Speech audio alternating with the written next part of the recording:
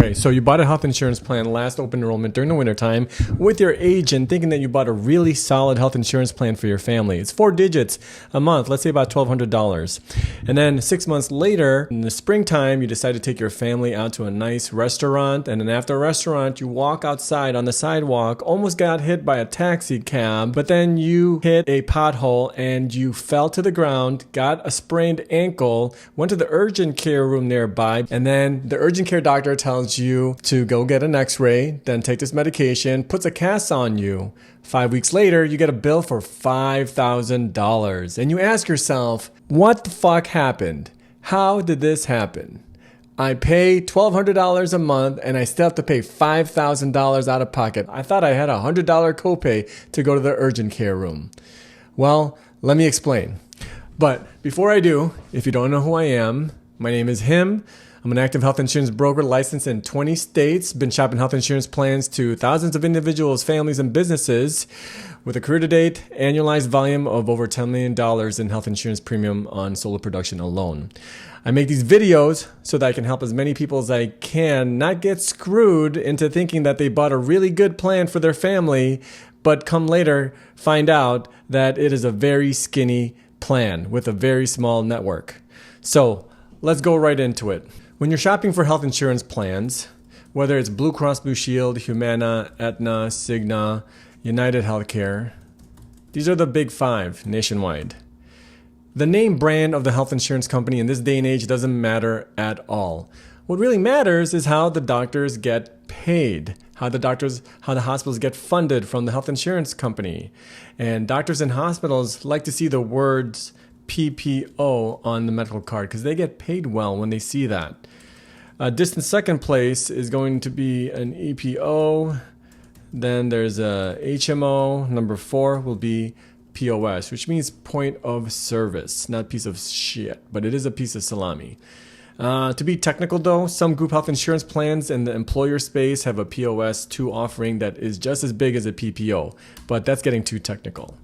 So, whether you talk to friends and family or coworkers and they recommend you go get Blue Cross Blue Shield, they're good with me, my doctor's in the network, or somebody else tells you don't go get Blue Cross Blue Shield because they suck, that is all very subjective because health insurance companies offer health insurance plans that are really, really, really crappy to really, really strong.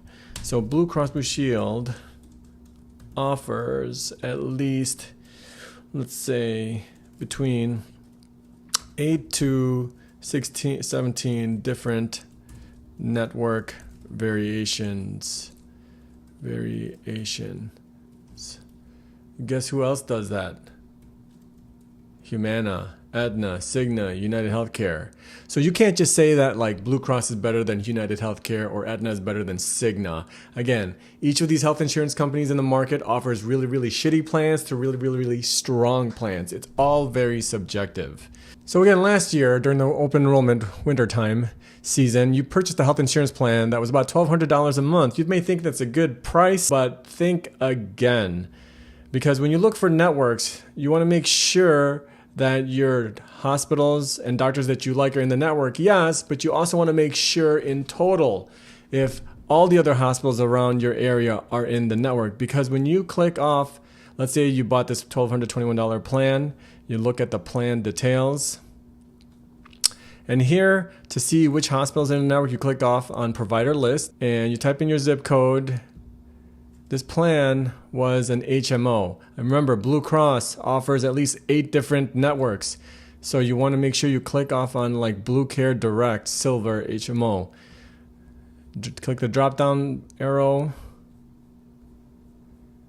And look at this list. Blue Cross, Blue Care Direct. Where are you? Blue Care Direct, Blue Care Direct, Blue Care Direct. Blue Focus Care. Nope, that's the wrong one. It's got to be Blue Care Direct. Blue Care Direct. Oh my God, that took forever. Okay, so Blue Care Direct is right there. Click off on hospitals. All right, so last season when you were talking to your agent, you asked them if Christ Hospital was in the network. They were in the network, so you were okay with it. But if you scroll all the way to the bottom, you're going to observe that there's only one page of hospitals. There's 11 freaking hospitals on this page that are in the network that you failed to realize. Because all you were concerned about was making sure your doctors and hospitals were in the network, which they were. But instead of choosing the PPO, which is about $130 expensive more per month, you chose the HMO. Let's look at the network for this particular PPO. Plan details. Click on provider list. Instead of that, you want to make sure you click off on Blue Choice Preferred PPO. Click on hospitals. You don't need to go search on a 50-mile radius. Make sure it's like 30 miles radius. If something big happens to you, you don't want to go 50 miles out, just 30 miles or less. And then click on General Acute Care Hospitals. Scroll all the way to the bottom. On page 1, there are 10 hospitals, but there are 65 hospitals in total with this PPO versus only 11 hospitals in total. So this is why I tell you that number 1 PPO and a distant second place is going to be like an HMO. Third place is actually going to be an HMO. Here's the main difference between an HMO and a PPO. HMOs suck, PPOs are better. This is what it stands for. It's okay if you forget it, but typically HMOs are cheaper than PPOs. PPOs are a little bit more because you have access to more doctors and hospitals. Not all doctors and hospitals, but most. There's no perfect health insurance plan that has all top doctors and hospitals in the network. You can only have access to most. HMOs are suckier because you have access to a small network of top doctors and hospitals. Plus, you need a referral from your primary care physician. That's what PCP stands for. Primary care physician, your main doctor, to go see a specialist. Here with the PPO, you do not need your doctor's blessing for a referral to go see a specialist. A doctor that ends in an IST, like a dermatologist, cardiologist, podiatrist. Any doctor that ends in IST is a specialist. You can go Google them, schedule an office visit next week, and then you can go see them if they're available. But with an HMO, it can take time. It can take days or weeks, which is why people get pissy when they have an HMO health insurance plan. Then there are other networks like POSs and EPOs. Typically, traditionally, PPOs and HMOs are what there was at the beginning. But after Obamacare started in 2013, then EPOs and POSs were being introduced in certain areas across the country.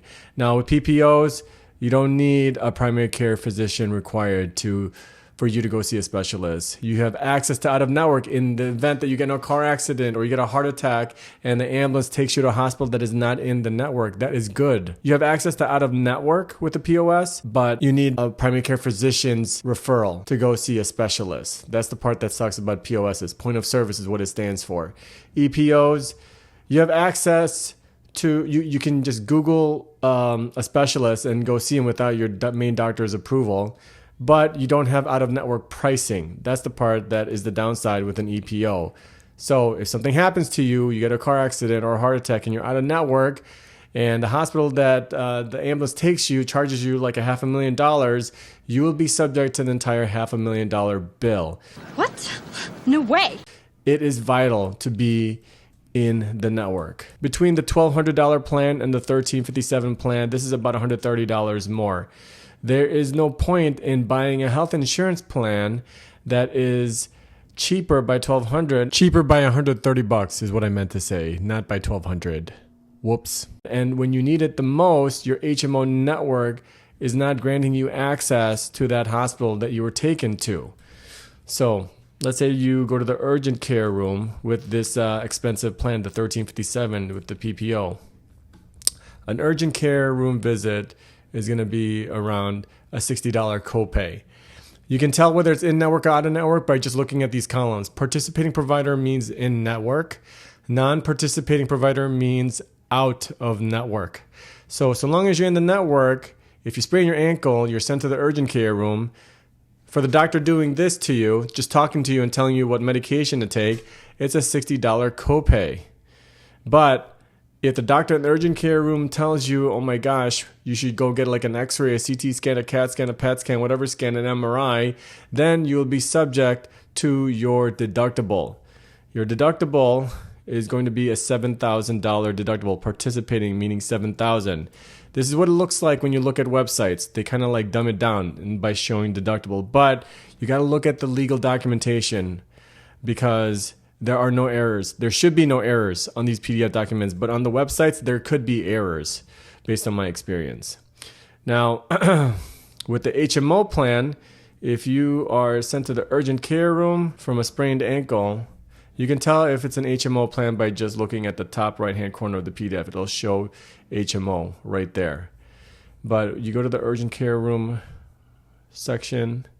Urgent care is a $130 copay. That's suckier than that $60 copay with the PPO plan. And the HMO is supposed to be cheaper. But here's the problem that concerns me. What if you're unconscious and the ambulance takes you to, or you're out of town and you just happen to go to an urgent care facility that is not in the network? An urgent care room visit could be like $500. You'll not be covered and you could be exposed to the entire $500 bill. Now, PPOs are typically a larger network, but if you're out of network, you're not going to be subject to just a $7,000 deductible.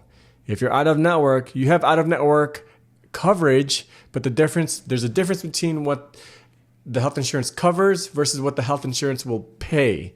And here, the health insurance will start paying after you reach a $15,000 deductible if you are in the non-participating or out of network.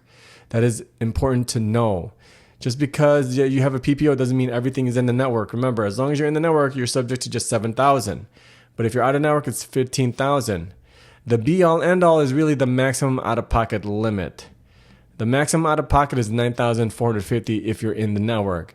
But if shit happens to you and you're in a car accident and the ambulance takes you to the emergency room and you're not in the network and it's like $250,000 because you broke your arm and leg, you could be charged with whatever that hospital that is not in the network charges you. What? Shut the front door! Because the non-participating stop-loss gap says unlimited. Unlimited in this context does not mean that it's unlimited benefits. It means that they can charge you an unlimited amount because you are out of network. God damn.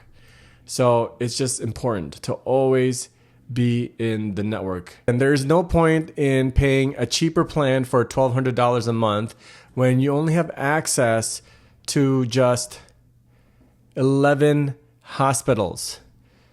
You know, when you shop for your health insurance, yes, it's important to make sure that the hospitals that you like and the doctors that you like to see are in the network. That's cool. But you also got to know what other hospitals are in the network just in case crap happens to you and you get an accident or a heart attack or whatever outside of your network that you like to go to, because 11 hospitals, that is not good. The PPO, that's about $130 more per month. You'll have access to 76 hospitals in the Chicagoland area for a PPO that is $1,357, about $130 more than this 1221 HMO.